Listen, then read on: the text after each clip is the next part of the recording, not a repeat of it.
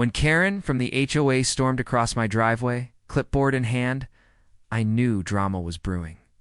She jabbed her finger toward my house, barking about unauthorized paint colors and community violations.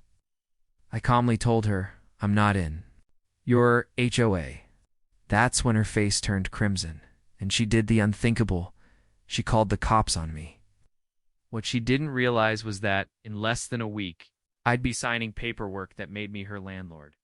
The officer who arrived was confused. He listened to Karen rant about bylaws, lawn height, and mailbox standards. Then he turned to me. "Sir, are you part of this HOA?" I shook my head. "No, officer. The property is outside their jurisdiction." The cop sighed, gave Karen a stern look, and told her to stop wasting police resources.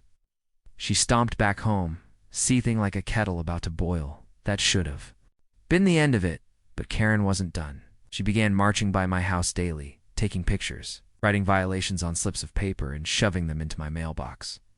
I kept them, building a little stack on my kitchen counter, amused at how determined she was. The irony. I had just purchased the very rental property she lived in. A week later, I walked into the leasing office with my signed deed. The former owner congratulated me, handed over the files, and said, "Oh, you'll have fun with this one." Karen's been a nightmare tenant for years. My stomach almost hurt from trying not to laugh. The following day, I knocked on Karen's door.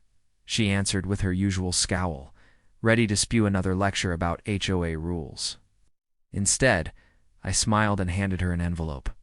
She tore it open, read the words "Notice from Landlord," and froze. Her lips parted, but no sound came out. "Yes, Karen," I said gently, savoring the moment. "I'm your new landlord, and just so you know, your lease requires compliance with all landlord directives. I'll be expecting respectful behavior moving forward." For once, she was speechless. The woman who had called the cops on me, written fake violations, and tried to bully me into her HOA. Rules now had to answer to me every month. The next morning, her daily patrols stopped. No more fake fines, no more angry glares. Instead, she kept her yard immaculate, waved politely, and even avoided eye contact when I walked by. It turns out, Karen's power trip ended the moment she realized the one person she couldn't find or call the cops on was her landlord. Asterisk, this story is just the beginning. There is so much more ahead. Subscribe to the channel to join me on this journey.